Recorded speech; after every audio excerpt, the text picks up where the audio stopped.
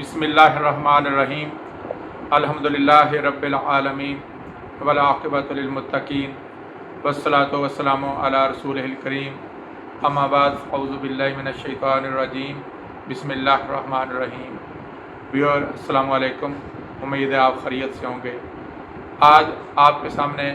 एक नए मौजू के साथ हाज़िर हैं। इससे पहले कि हम अपने आज मौजू पे बात करें, आप बराए मेहरबानी चैनल को सब्सक्राइब कर दें, लाइक और शेयर करके दूसरों तक इस पैगाम को पहुँचाएँ। जज़ाकल्लाह। दोस्तों, हमने पिछले दिनों हज़रत इमाम अली मकाम इमाम हुसैन रज़ियल्लाहु तआला अन्हु के हवाले से बात की और मुख्तलिफ़ मौज़ूआत उसमें रखे। आज का हमारा मौजू जो है वो आपका वो ख़ास किरदार है जो कि नबी करीम अलैहिस्सलातु वस्सलाम की गोद में आपको अता हुआ, और वो बुनियादी तौर पर नबी अलैहिस्सलातु वस्सलाम की नबूवत का समर था। तो गोया कि हम कह सकते हैं कि हुसैनियत जो है वो नबूवत का समर रहा है और रहेगा, और जो यजीदियत है वो उसकी ज़िद है। उस हवाले से आज इंशाअल्लाह कोशिश करेंगे कि हुसैनियत और फिर नबूवत के जो मामलात हैं उसमें क्या फ़र्क है। दोस्तों, जैसे कि आप जानते हैं कि अल्लाह ताला के जितने भी अम्बिया अलैहिस्सलाम आए, तमाम की दावत अल्लाह ताला की ज़ात के ऊपर ईमान, उसकी वहदानियत जो है उसकी तस्लीम और रज़ा, और उसी ज़ात से तमाम काम होने का जो है इंसान का ईमान होना, और इसके ऊपर इंसान का यकीन का बनाना, और इंसानों के साथ बराबरी की बुनियाद पे, एक बाप की औलाद होने की बुनियाद पे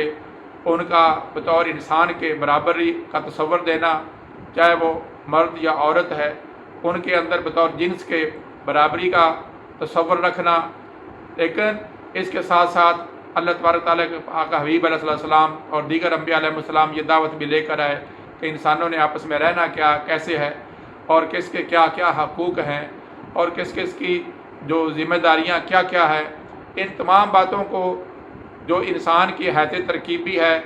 अब उसके मुताबिक माजूर के, मस्कीन के, यतीम के, और औरत और मर्द में जो फ़िज़िकली जो फ़र्क है और उनकी ज़िम्मेदारियों का जो फ़र्क है, उसके बुनियाद पर उनके हकूक़ व फ़राइज़ को मुतय्यन किया। दोस्तों, ये सारी की सारी चीज़ें जब हो जाती हैं तो उससे एक ऐसा मुआशरा कायम होता है जिसमें अदल व इंसाफ़ होता है, जिसमें मुसावात होती है, जिसमें एक दूसरे का एहतराम होता है। यही वजह है कि अल्लाह तबारक तआला की ज़ात मुक़द्दसा ने मुसलमान का जान, माल, इज़्ज़त, आबरू और ये सब दूसरे मुसलमान के लिए हुर्मत की जगह पर रखे। तो कोई आदमी दूसरे की हुर्मत में, किसी की इज़्ज़त में, किसी की आबरू में, किसी के खून में, किसके दीगर मामलात में वो इस तरह दखल अंदाज़ी ना करे, क्योंकि हर एक आदमी की अपनी जगह पे उसकी एक अपनी हैसियत है, और अगर किसी जगह पे किसी मामले में कोई फ़र्क आ जाए तो उसके लिए भी अम्बिया अलैहिस्सलाम ने अपने माशरे को चलाने के लिए असूल मुतय्यन किए। दोस्तों, जहाँ इंसान की एक ज़ाती ज़िंदगी है, वहाँ पे एक इज्तिमाई ज़िंदगी का सिस्टम भी है, जिसमें जहाँ आदमी अपनी आज़ाद और ख़ुद मुख्तार इनफरादी ज़िंदगी का उसको हक़ है, वहीं इज्तिमाई ज़िंदगी में उस पर कुछ पाबंदियाँ हैं ताकि मुआशरे के मामलात को तरीके से चलाया जा सके। यही तहरीक जो है अल्लाह तबारक तआला ने तमाम अम्बिया अलैहिस्सलाम के ज़रिए जो है वो लोगों तक मुंतकिल की, ताकि बनी नौ इंसान का निज़ाम जो है आसान तरीके से चलता रहे। चुनांचे हज़रत इमाम अली मकाम जो है उनकी जो ज़िंदगी है, जैसे कि आप जानते हैं कि नबी करीम अलैहिस्सलाम के साथ उनका तअल्लुक़ और आपके साथ मोहब्बत, आप अलैहिस्सलाम ने आपको सरदार जन्नत के जो नौजवान थे उनका सरदार करार दिया, और आपके जो साथ हैं आपकी ज़ात मुक़द्दसा को आपने वो इज़्ज़त अफ़ज़ाई दी कि आप अपने कंधों पे बिठाकर चलते थे, और आप उनके लिए घोड़ा बने। यहाँ तक कि एक वक्त आपको भूख की वजह से नडाल थे, तो आपने लुआब दहन से आपने उनकी भूख मिटाई और उनकी ज़ुबान से ज़ुबान मिलाई। तो दोस्तों, ये वो पाक हस्ती थी जिसकी खुराक नबी अलैहिस्सलाम का लुआब था, और जिसकी राहत जो है नबी करीम अलैहिस्सलाम की सवारी होना था। तो दोस्तों, अल्लाह तबारक तआला ने जब इनको अपने मुकाम पे जब ज़रूरत पड़ी تو نبی کریم علیہ الصلوۃ والسلام کی جو ذات مقدسہ جب دنیا سے چلے گئے تو خلافت راشدہ کا جب اختتام ہوا تو اس کے بعد جناب امیر معاویہ رضی اللہ تعالیٰ عنہ کی حکومت قائم ہوئی، اور آپ کے بعد ایک حضرت امام حسن سے حضرت امیر معاویہ کا معاہدہ تھا جس کے تحت آپ کو خلافت جو تھی آگے منتقل کرنی تھی، لیکن بدقسمتی ہوئی اور پتہ نہیں کون سے حالات بنے کہ یزید کی جو ہے حکومت جو ہے وہ قائم کر دی گئی، جس کے اوپر بہت سارے صحابہ کو اختلاف تھا اور انہوں نے اس کی بیعت نہیں کی۔ جناب امام علی مقام جو تھے انہوں نے بھی جو شریعت کی پاسداری کے اندر تھے انہوں نے بھی اس بات کو نامناسب سمجھا کہ ایک ایسے سلیقے کی ایک ایسی حکومت کی بنیاد رکھ دی جائے جو شریعت اسلامیہ کی سراسر مخالفت میں ہو، چنانچہ آپ نے بھی ان کی بیعت نہیں کی۔ تو دوستو، جیسے کہ ہم نے کہا کہ امام حسین رضی اللہ تعالیٰ عنہ کو اگر ذات کو دیکھیں تو وہاں پہ آپ کو صرف اور صرف پاسداری دامن رسول علیہ الصلوۃ والسلام نظر آتی ہے۔ ان کی تمام تر جو چیز ہے وہ ہمیں دکھائی دیتی ہے کہ وہ نبی کریم علیہ السلام کی نہ صرف انفرادی سطح پہ انہوں نے صبر کا دامن اپنے ہاتھ میں رکھا، نہ صرف یہ کہ امن و امان اور سکون کو تباہ کرنے سے بچانے کے لیے ہر وہ کوشش کی، ہر وہ جو پیشکش ہے مخالف لشکر کو کی، لیکن بدقسمتی یہ تھی کہ وہ لوگ آپ کی بیعت لینے کے علاوہ کسی اور بات پر تیار نہ تھے۔ بالآخر آپ کی شہادت ہوئی، لیکن آپ کی شہادت جو تھی وہ ایک بہت بڑی دنیا کی آزمائشوں میں آزمائش کہی جا سکتی ہے کہ اپنے ہاتھوں میں اپنے شیر خوار بچے کی شہادت دیکھی، اپنے سامنے اپنے بیٹے جوان بیٹے حضرت علی اکبر کا لاشا دیکھا، اور اپنے ہاتھوں میں اپنے بھائی سید عباس علمدار کی جو ہے آپ نے جوان لاش کو اٹھایا۔ تو دوستو، اتنی بڑی تکالیف اٹھانے کے ساتھ ساتھ پھر بھی آپ کا کوشش یہی تھی، اور پھر آخر والی اذیت یہ کہی جا سکتی ہے کہ پاک بیبیاں جو تھی وہ آپ کے بعد بے یار و مددگار جو تھی اس دنیا میں رہ گئی تھیں، ان کے حوالے سے بھی لازمی امر آپ کو فکر ضرور ہوگی۔ تو دوستو، ان حالات میں آپ کی جو ہے وہ تکلیف کے ساتھ اس دنیا سے جانا ہوا، لیکن ایک اہم بات جو آپ نے کی وہ وہی تھی کہ رسول اکرم صلی اللہ علیہ وآلہ وسلم کی جو دعوت تھی، جو طریقہ تھا، جس مقصد کو آگے لے کر چلنا تھا، اس کے اوپر آپ نے آنچ نہیں آنے دی۔ کسی جگہ پہ بے صبری کا مظاہرہ نہیں کیا، کسی جگہ پہ امن امان کو مسخ کرنے کی کوشش نہیں کی، اور کسی جگہ پہ اپنے پاس سے جو کچھ آپ دے سکتے تھے اللہ کی بارگاہ میں اس کو دینے سے گریز نہیں کیا۔ تو دوستو، ہم یہ کہہ سکتے ہیں کہ نبوت کا جو ثمر ہے، آپ علیہ السلام تھے، آپ نے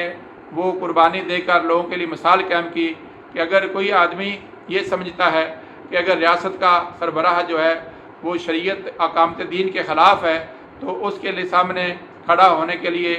بڑی سے بڑی قربانی جو ہے یہاں تک بھی دی جا سکتی ہے۔ تو دوستو، یہ ایک حریت کا پیغام ہے، ایک آزادی کا پیغام ہے، اور ایک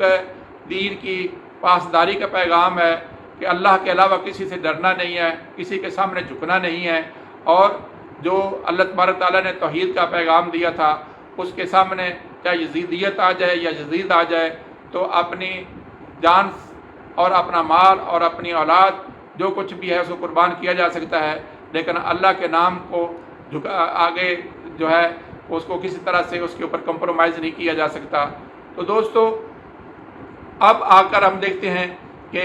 ایک بات اہم ہے کہ نبوت جو ہے یہ بنیادی طور پر جو طلب کرتی تھی وہ حضرت امام علی مقام اس کا بڑا مقام ہے۔ اگر ہم صحابہ کرام کی زندگی میں بھی دیکھیں تو نبی علیہ السلام کے ذات مقدسہ نے کئی امام حسین پیدا کیے، وہ سارے کے سارے صحابہ کرام امام حسین رضی اللہ تعالیٰ عنہ کی مثال تھے، اور اس کے بعد جب آپ کا زمانہ آیا تو آپ اپنے نانا کی چونکہ گوشت میں پلے ہوئے، آپ گود میں پلے ہوئے تھے، آپ نے وہ ایک جو صحیح نبوت کا پیغام تھا جس جگہ پہ رکھ کر دینا چاہیے تھا اس کے مطابق دیا۔ تو لہذا دوستو، نبوت جو ہے اس کا آپ کو ثمر کہا جا سکتا ہے۔ حسینیت جو ہے وہ اگر کسی بھی زمانے میں اگر ہم قائم کریں گے تو وہ ہمیں خلافت راشدہ کی شکل میں حسین رضی اللہ تعالیٰ عنہ کی شکل میں ہمیں نظر آئے گی۔ اللہ تبارک تعالیٰ سے دعا ہے کہ ہمیں حضرت امام حسین رضی اللہ تعالیٰ عنہ جو ہے ان کے نقش قدم پر چلنے کی توفیق عطا فرمائے۔ اور امت میں اللہ تبارک تعالیٰ سے دعا ہے کہ جو یزیدی ہتھ کنڈے ہیں جس کو ہم ریاستی سطح پہ اپنے مخالفین کو دبانے کی کوشش کرتے ہیں اور عدل و انصاف کے تمام پیمانے توڑ دیتے ہیں، برابری اور مساوات کی تمام جو چیزیں ہیں ان کو ختم کر دیتے ہیں، دوسرے فریق کو زندہ رہنے کی جو ہے ہر طرح کی اس کی کاوش جو ہے اس کو ختم کر دیتے ہیں۔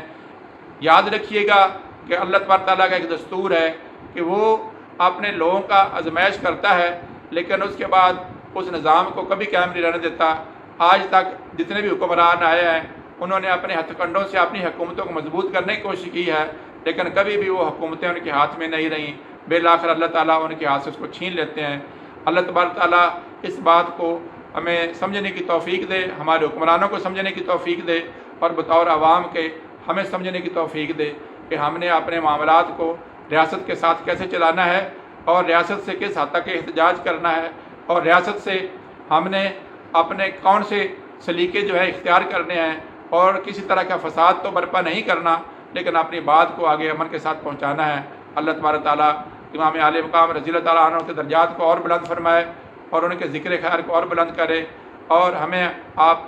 رضی اللہ تعالیٰ عنہ کے نقش قدم پہ اپنی زندگیوں کو بہتر کرنے کی توفیق عطا فرمائے۔ اور اللہ سے دعا ہے کہ ہماری جو حکمران ہیں ان کو بھی بہتر کرنے کی اپنے آپ کو توفیق دے اور پاکستان جو ہے ایک دفعہ پھر